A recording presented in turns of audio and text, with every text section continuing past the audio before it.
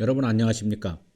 2023년 마지막 제4차 로봇 플러스 세미나 모더레이터를 맡은 로봇신문 조규남 대표입니다. 오늘 진행할 제4차 로봇 플러스 세미나 주제는 로봇 디자인입니다.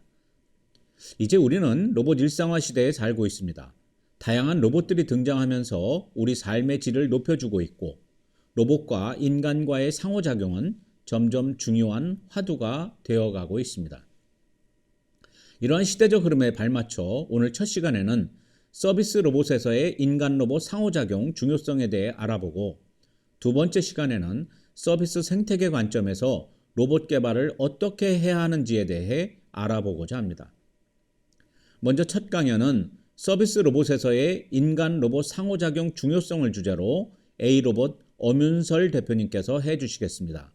엄 대표님은 숙명여대 공예과를 졸업하고 미국 버지니아 커먼웰스대 대학원에서 공예 및 재료 연구로 석사, 한양대 융합시스템과에서 박사 과정을 수료하였습니다. 로보티즈 디자이너, 서울예술대 외래교수, 숙명여대 산학협력 중점교수를 거쳐 2018년부터 A로봇을 창업해 대표를 맡고 있습니다.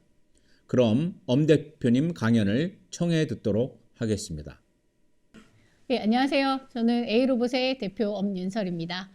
저는 로봇 디자인을 2007년 정도부터 했으니까 벌써 한 16년 정도 됐네요. 시간이 참. 네. 제가 오늘 드릴 말씀은 시장의 관점에서 봤을 때 결국 로봇을 상품이라고 보면은 로봇이 결국 인간과 같이 살아간다라는 이야기는 로봇이 상품으로서 소비자의 선택을 받고 그렇게 경쟁을 하고 이런 상황에 이제 점차 내몰리게 될 텐데요.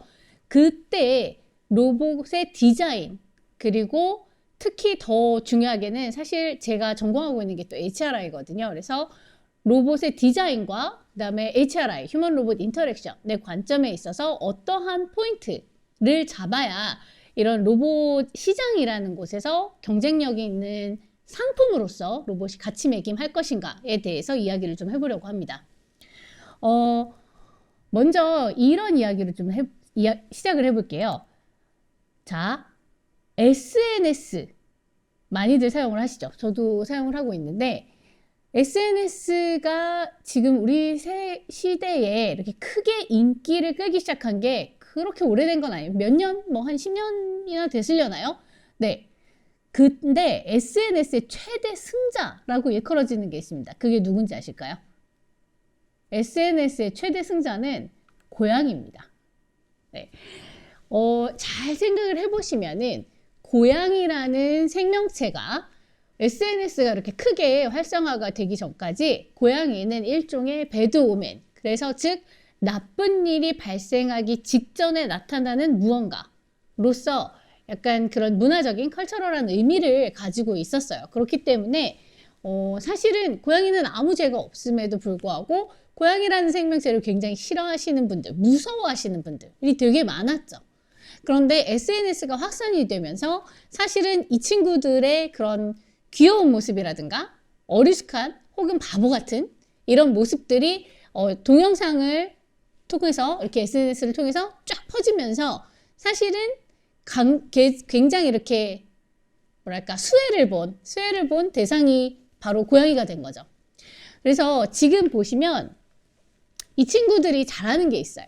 이 친구들이 잘하는 걸 생각을 해보면 지금 옆에 슬라이드에 나오는 것처럼 먹고 자고 사고치고 그리고 응가하고 쉬하는 겁니다. 그래서 지금 이렇게 사실은 인간 생활에 있어서 하나도 도움이 되지 않는, 저거 사실은 저희가 인간으로서 저희가 보호자로서 저 친구들을 케어를 해줘야 되고 돈을 써야 되는 입장이잖아요. 그럼에도 불구하고 저희는 사실은 집사라는 단어가 신조어로 생길 만큼 저희의 주머니를 털어서 고양이를 모시고 삽니다. 할 줄 아는 건 고작 먹고 자고 싸고 이게 다임에도 불구하고요.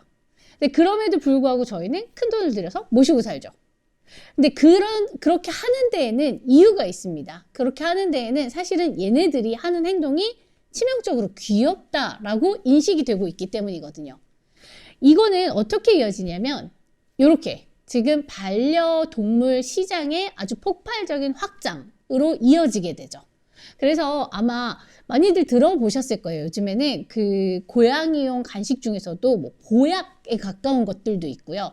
그 다음에 뭐 생일을 챙겨주기 위한 용품, 혹은 또 뭐 장례를 치러주기 위한 그런 서비스들이 정말 다양하게 그 반려동물을 위한 서비스들이 정말 다양하게 크게 확장이 되고 있는 중입니다. 저는 사실은 반려로봇, 저희 회사에서는 반려로봇을 만들고 있는데, 반려로봇이 어떻게 보면은 이런 반려동물의 시장을 공유할 수 있을 거라고 생각을 해요. 그런데 이 반려로봇이 반려동물의 시장을 조금씩 이렇게 뭐라 그럴까요? 공유를 해 나가고, 혹은 궁극적으로는 대체를 해 나가기 위해서는 사실은 반려로봇이 디자인적으로 혹은 행동 패턴적으로 이렇게 반려동물에 대한 것들을 많이 참고를 하고 많이 닮아가야 한다라고 저는 보고 있습니다. 그래서 지금 이 얘기를 좀 해볼게요. 자, 반려로봇. 여러분들 지금 보고 계시는 화면처럼 사실 반려로봇에는 정말 수도 없이 많은 종류의 저런 것들이 있습니다. 지금 대표적인 것들이 저기 좌상단에, 저의 기준으로는 좌상단에 이제 강아지형 혹은 고양이형, 혹은 그 바로 위에 편에 뭐가 있냐면 쿠션같이 생긴 아이들 보이실까요? 지금 쿠션에 꼬리만 달려있는 형태들. 저게 일본의 쿠보라는 제품이에요. 이제 로봇이라고 지금 이제 타이틀을 달고 나왔는데, 반려 로봇이라고 타이틀을 달고 출시가 돼서 팔렸는데, 사실 저도 하나 가지고 있습니다. 굉장히 날개 돋친 듯이 팔렸고 나름 이렇게 히트 상품으로. 그런데 저 쿠보라는 로봇이 할 줄 아는 게 뭐냐면 그저 꼬리를 흔드는 게 답니다. 꼬리를 흔들고 사람이 이렇게 저 쿠션같이 생긴 몸통을 쓰다듬으면 그 쓰다듬는 손길을 디텍팅을 해가지고 꼬리를 이렇게 살랑살랑 흔듭니다. 딱 고양이의 행동 패턴을 고스란히 가지고 온 거죠. 그런데 그럼 그 밖에 무엇을 할 줄 아나요? 라고 하면 그거밖에 할 줄 몰라요. 꼬리밖에 못 흔듭니다. 이거밖에 할 줄 아는 게 없습니다. 근데 그럼에도 불구하고 정말 많은 수의 로봇들이 팔려 나갔거든요. 쿠보가. 왜 그럴까? 를 생각을 해보셔야 될 것 같아요. 사실은 왜 그럴까라고 있는 이 질문의 답에 반려 로봇 혹은 로봇의 디자인, 혹은 우리가 이제 상품으로서 가치 경쟁력을 더 갖게 만들기 위한 HRI적인 요소들이 사실은 다 왜 그럴까라는 그 질문 안에 다 답이 담겨 있다고 저는 생각을 합니다. 또 다른 예시를 보면은 저의 기준으로 봤을 때 우하단에 있는 저런 인간형 로봇들이 있죠. 예를 들어서 지금 뭐 되게 유명한 이렇게 리쿠라는 애도 있고, 그다음에 효도리 이런 애들도 있고, 저렇게 되면 이제 사람의 형태를 딴 약간 어떻게 보면은 인형같이 생긴 이런 로봇들이 있고요. 그 다음에 그 옆쪽으로는 동물형 로봇들이 배치가 되어 있고, 그 다음에 우상단으로는 단순형 이런 식으로 배치들이 쭉 되어 있죠. 이런 애들을 한번 쭉 봤을 때 저희가 만들고 있는 로봇 에디는 반려로봇이거든요. 에디는 이 정도의 자리를 할 수 있을 것 같습니다. 이걸 그룹핑을 해보면 이렇게 됩니다. 그래서 지금 제가 좀 간단하게 그룹핑을 해본 건데요. 뭐 정서 교류나 심리적 안정감을 뭐 제공을 하면서 동시에 학습 보조의 역할을 하는 애들이 한 그룹. 또 이렇게 지금 밑으로 내려올수록, 좌하단으로 내려올수록 동물형, 그 다음에 정서 교류를 좀 더 메인 목적으로 하는 애들, 혹은 돌봄 기능이 있는 아이들이 이제 좌하단에 동물형으로 이렇게 배치가 되어 있고, 그다음 우하단에는 디자인적으로는 단순한 형태지만 조금 더 다양한 기능들이 이제 탑재되어 있는 로봇들, 뭐 학습 보조도 있을 수 있고, 뭐 IoT 기능이 심겨져 있어서 간단한 대화 뭐도 될 수 있고, 챗봇 기능으로 대화도 될 수 있고, 뭔가 디텍션을 해서 거기에 맞는 정보를 제공할 수도 있는 이런 단순하지만 다양한 기능을 가진 애들이 있고, 또 그 위에는 뭐 인간형의 뭐 저기 지금 보이는 리쿠 같은 친구들, 그래서 여러 가지 다양한 기능을 가지면서도 인간형, 이렇게 해가지고 지금 보시면 형태별로, 그 다음에 기능별로 이렇게 그룹핑이 되어질 수 있습니다. 그리고 저희가 만들고 있는 에디는 지금 단순형이면서 정서교감, 그 다음에 심리적 안정감 제공을 목표로 하는 털붙이형 로봇이라고 해서 이제 쿠보라든가 이런 애들이랑 같이 묶여 있습니다. 자, 지금 에디라는 로봇에 대해서 저희가 만들고 있는 로봇을 아마 전 중점적으로 제일 잘 아는 거니까 그거를 중심으로 말씀을 드릴 건데요. 자, 에디라는 로봇은 원래는 반려 로봇에서 시작을 한 거는 아니었습니다. 에디는 원래 탄생하기로는 엔터테인먼트형 로봇으로 만든 거였어요. 즉, 전시나 공연에 투입하기 위한 로봇으로 저희는 개발을 했었고요. 지금 보고 계시는 게 지금 저희가 에디라는 로봇을 만들기 위해서 맨 처음 이제 R&D, 그러니까 연구 개발 사업을 따기 위해서 제안서를 작성할 때 맨 첫 페이지에다가 넣었었던 개념도예요. 그래서 저희가 그때 생각을 했었던 거는 로봇의 전시라고 하면은 이때가 지금 2016년에 저희가 제안을 했었던 때의 사진인데요. 로봇 공연 혹은 전시라고 하면은 어떤 게 대부분이었냐면 요만한 휴머노이드들이 춤을 추는 게 로봇 공연이다라고 여겨지던 그때예요.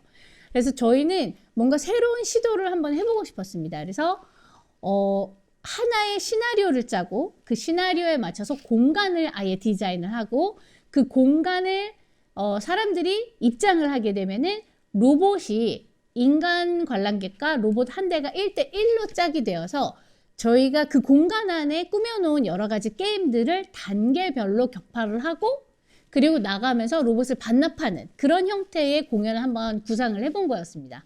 그리고 이제 지금 보고 계시는 그림이 그때 저희가 제출했었던 일종의 개념도예요.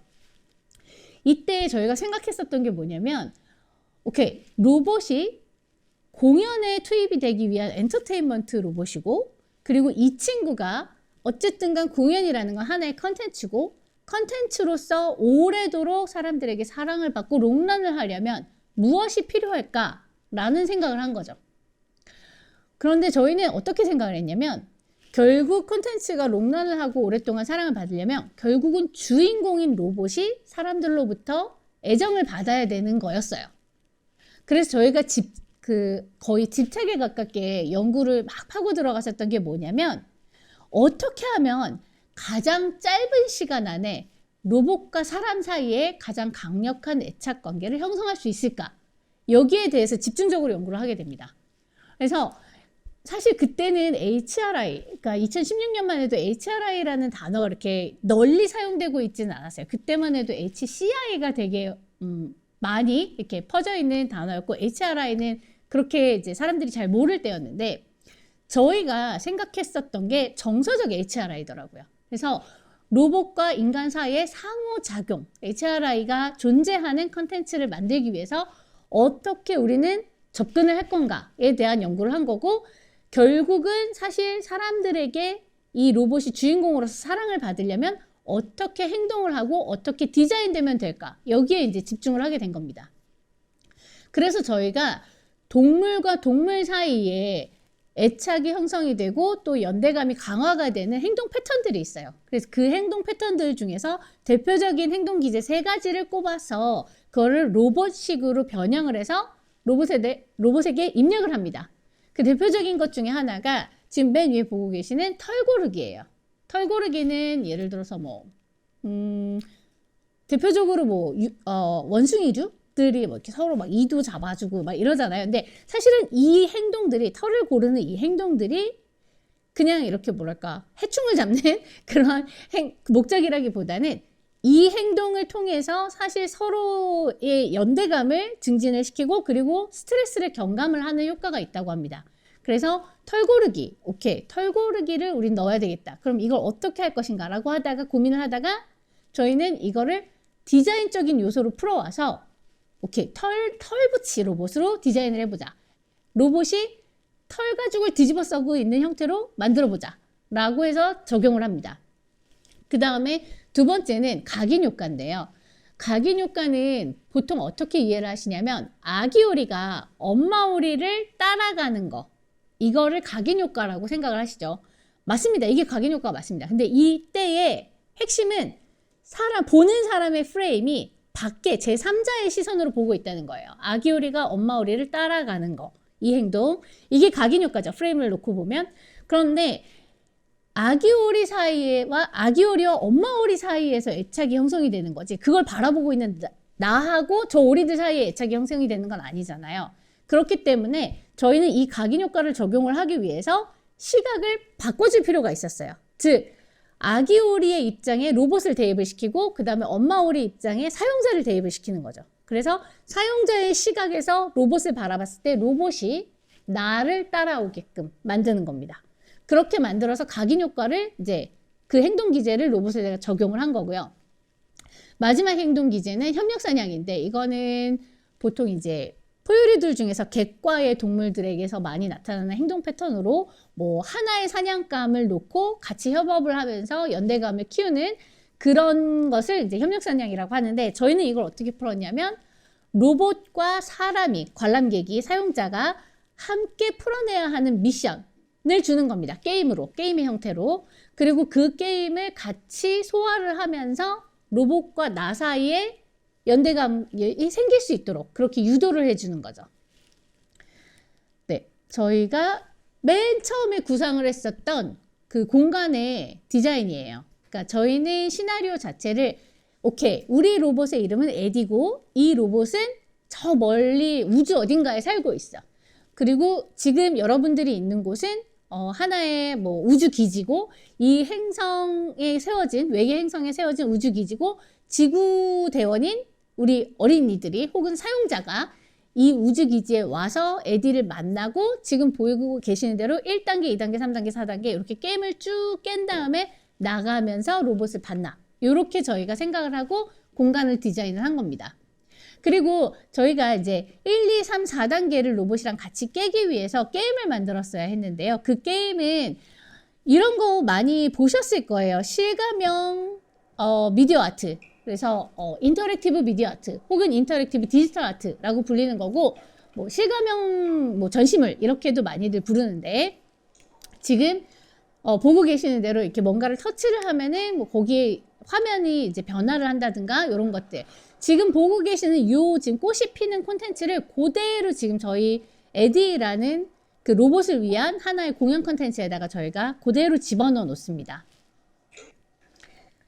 그리고 지금 아까 방금 말씀드렸던 것처럼 행동기제, 대표적인 행동기제 혹은 특징을 이제 로봇에다가 입력을 했다라고 말씀을 드렸는데요. 그 중에 제일 먼저 제가 말씀드렸던 게 털고르기였어요. 이거는 이제까지 존재하는 아주 여러 논문들에서 저희가 아이디어를 가지고 온 건데 부드러운 촉각적 자극이 사용자에게 심리적인 만족감을 준다라는 연구 결과가 굉장히 많이 있습니다. 그래서 거기에 착안을 해서 저희가 이제 저는 로봇 디자이너니까 이렇게 첫 번째 버전을 디자인을 해요. 그래서 털옷을 입고 있는 로봇으로 저희가 이제 디자인을 합니다. 그래서 제가 생각을 했었던 거는 에디라는 아이는 imaginary things, animal인 거예요. 그래서 먼 우주에 살고 있는 어떠한 생명체인 거로 저는 만들고 싶었어요. 그래서 뭐 이렇게 좀 부리부리한 눈이라든가 덥수룩한 털이라든가 이런 것들을 좀 강조해서 디자인을 하고 싶었고 그렇게 만들어 보고 싶었고 그리고 이렇게 해서 손으로 삭삭삭삭 스케치한 거를 고스란히 만들어낸 게 에디의 첫 번째 버전 이 녀석들입니다. 똑같이 생기긴 했어요.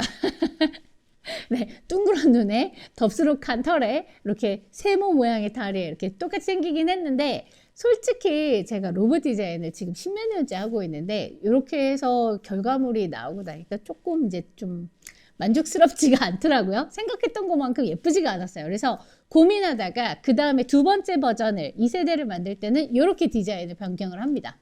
그래서 얼굴 부분에 털을 조금 정리를 해주고 눈의 모양이라든가 이런 것들 좀 변형을 하고 그리고 가장 결정적으로 동물이라는 대상을 봤을 때 우리가 어떠한 대상을 얘는 동물이야 라고 그러니까 인식을 할 때 포유류 특히 포유류를 인식을 할 때 되게 중요한 핵심 포인트 중에 하나가 귀가 제자리에 있느냐예요. 그래서 귀를 하나 얹어주고 났더니 예전의 버전의 디자인과 비교를 했을 때 훨씬 더 약간 동물로 인식이 되기 시작하는 거를 저희가 이제 확인을 했습니다. 이걸 어떻게 확인을 했냐면 저희는 로봇을 만들 때마다 항상 로봇들을 필드에 가지고 나가서 뭐 예를 들어 과학관, 박물관 이런 데 가지고 나가서 사용자들 사이에 풀어놓고 그들과 로봇이 어떻게 이렇게 행동을 하는지 서로 교감을 하는지를 지켜보는 시간을 항상 가지고는 했었거든요. 그래서 그거를 지켜봤을 때 앞에 버전의 디자인보다는 지금 보고 계시는 2세대의 디자인이 훨씬 더 동물처럼 느껴진다라는 피드백을 많이 수집을 했어요, 저희가. 그리고 이렇게까지 만들고 나니까 이제 뭐가 마음에 안 드냐면 눈이 사실은 좀 마음에 안 들더라고요. 이게 도트 매트릭스잖아요. 그래서 눈을 조금 더 이렇게 자연스럽게 움직이는데 한계가 있다라는 걸 저희가 발견을 하고 그 다음에는 디자인을 이렇게 바꿉니다. 많이 깔끔해졌죠. 네. 지금은 LCD 작은 저 때가 아마 5인치였을 거예요. 5인치 LCD를 가지고 눈을 표현을 하고 나니까 이때는 어떻게 되냐면 이때부터는 화면이기 때문에 LCD 화면이기 때문에 눈을 저희가 애니메이션으로 그릴 수가 있어요. 그러니까 예를 들어서 뭐 한 1초당 한 15장의 작화를 하는 거죠. 그리고 나서 그 작화를 그대로 애니메이션으로 엮어가지고 지금 LCD 화면에다가 저 화면을 이제 출력하는 걸로 명령을 하면은 굉장히 눈이 부드럽게 깜빡거리거나 혹은 뭐 예쁘게 웃는다거나 이런 자연스러운 표정의 변화가 가능해지기 시작을 했어요. 근데 여기까지 디자인을 해가지고 계속 저희가 이제 필드에 가지고 나가서 사용자들한테 피드백을 받아보니까 이때까지 저희가 제일 많이 받았던 질문이 뭐였냐면 얘 청소 기능 있나요? 였어요. 그게 사실은 그 한마디가 저에게 있어서 그 한마디뿐만은 아니고 두 가지 요소가 있는데 그것이 사실은 HRI를 전공으로 박사로 다시 공부를 하게 만드는 계기가 됩니다. 왜냐하면 청소 기능이 있나요? 라고 묻는 사람들의 대부분은 중학생 이상들이 그렇게 묻더라고요. 그러니까 외형적으로 딱 봤을 때 뭐가 연상이 되세요, 여러분들은? 그래서 아마 저랑 비슷한 걸 연상을 하실 텐데 네, 손걸레가 연상이 되시죠. 실제로 지금 저 웨피가 다이소에서 팔고 있는 2,000원짜리 손걸레입니다. 그래서 그 손걸레를 저희가 사다가 다 솔개를 뜯어내고 한 땀 한 땀 가위질을 해갖고 바느질을 해갖고 만들어낸 게 지금 웨피인데요. 그러다 보니까 문제가 뭐냐면 지금 보고 계시는 것처럼 색깔이 되게 한정적이 될 수밖에 없더라고요. 그리고 얘 청소 기능 있나요? 라고 걸레를 한 번이라도 써봤던 사람들, 즉 걸레라는 것, 손걸레라는 것에 대한 경험이 있으신 분들은 청소 기능이 있냐고 물어요. 그리고 그 밑에 연령대 어린이들은 아무도 저희에게 단 한 번도 청소 기능의 청자도 언급을 한 적이 없거든요. 그래서 이게 어디서 오는 차이일까? 이게 과연 디자인만의 차이일까라는 생각을 하게 된 겁니다. 저의 결론은 이건 경험의 차이다 라는 데에 이르렀어요. 이건 경험의 차이다. 왜냐하면 손걸레를 써보셨기 때문에 그런 질문을 하시는 거거든요. 즉 저희가 어떠한 소재를 가져오더라도 이게 만약에 지금 보고 계시는 어떠한 컬러든 어떠한 형태든 저 소재를 사용을 하게 되면은 걸레를 써본 사람들은 언제나 똑같은 질문을 할 거예요. 얘는 청소 기능이 있나요? 라고. 그래서 저희가 디자인을 이렇게 바꿉니다.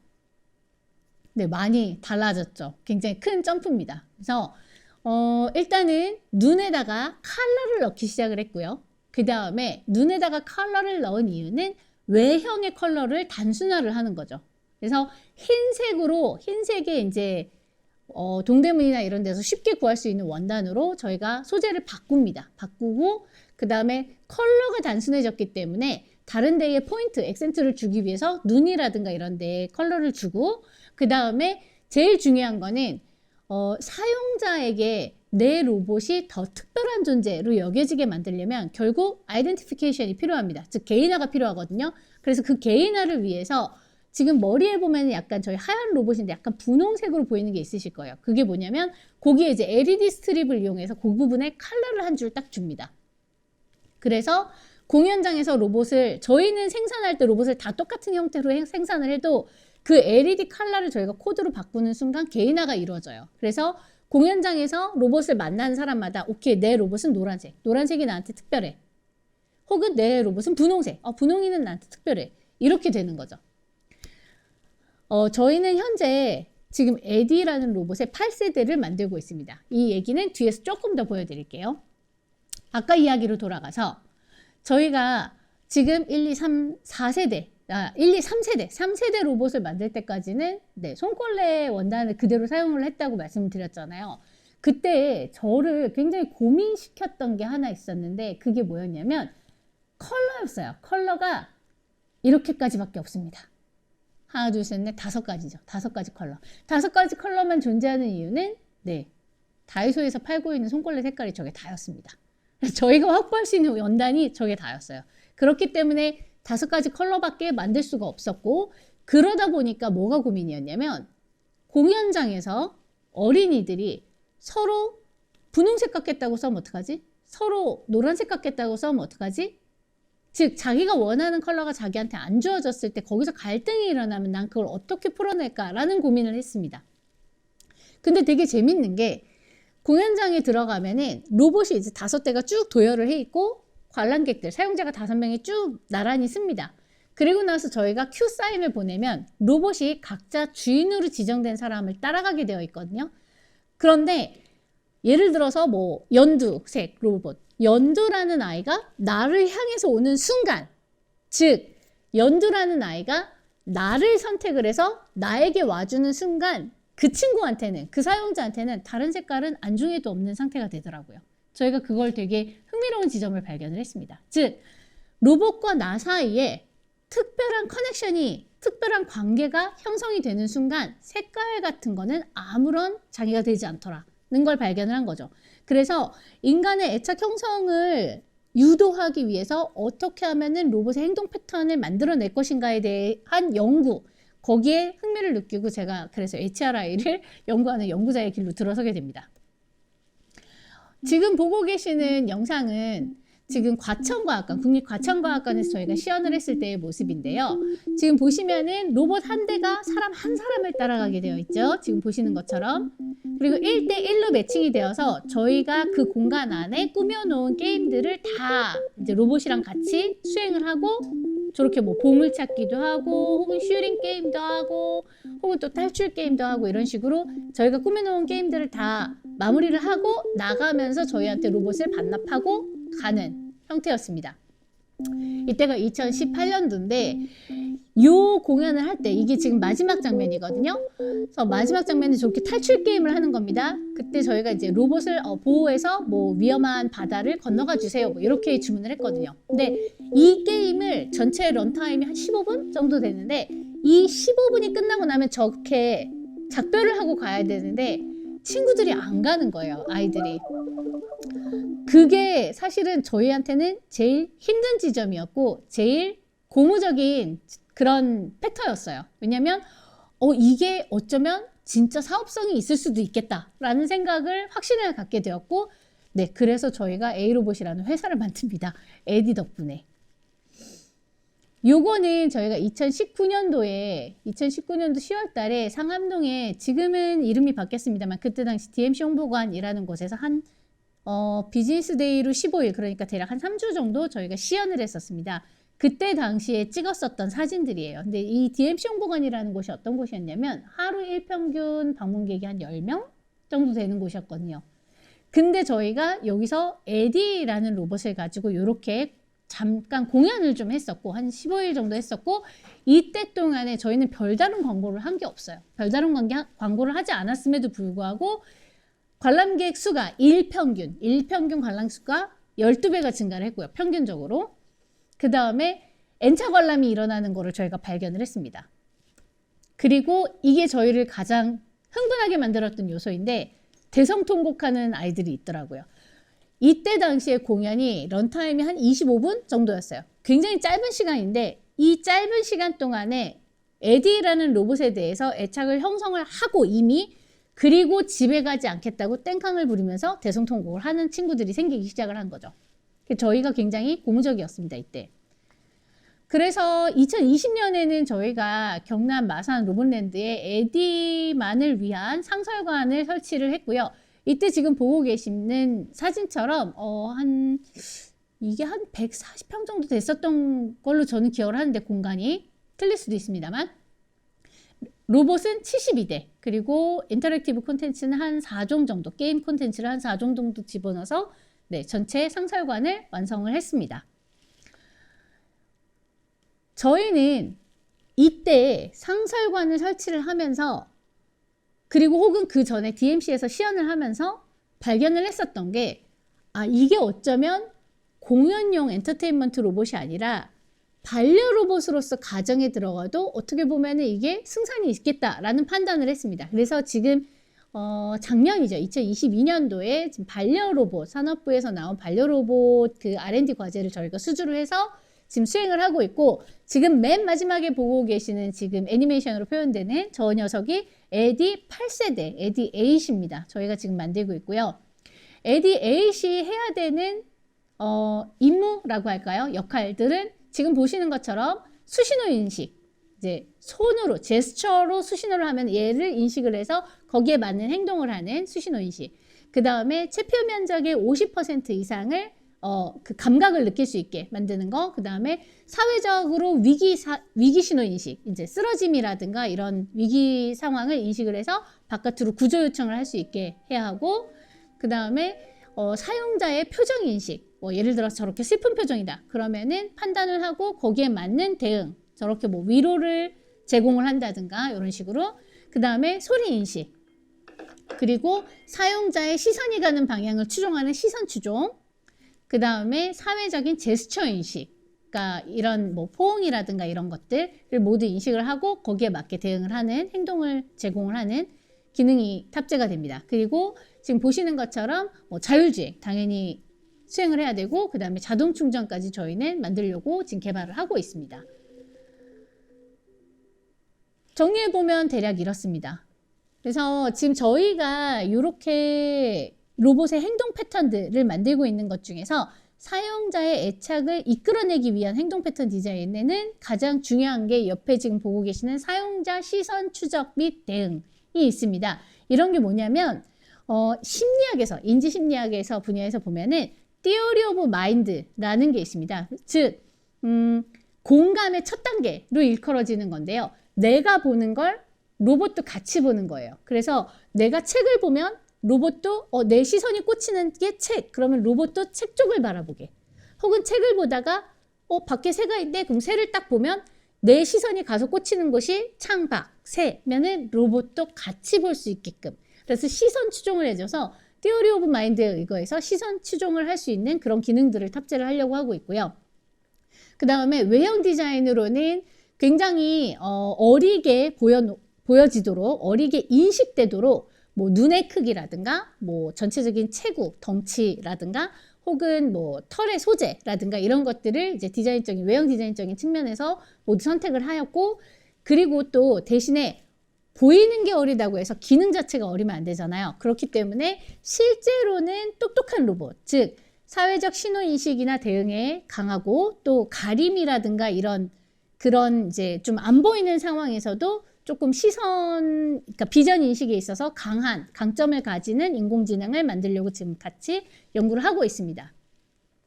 지금 그리고 저희가 가장 핵심적으로 밀고 있는 그 뭐랄까요, 기능 중에 하나가 뭐냐면 이겁니다. 정서적인 HRI가 실제로 사용자에게 얼만큼 효용성이 있는지를 과학적으로 검증하겠다는 것을 저희는 밀고 있는데요.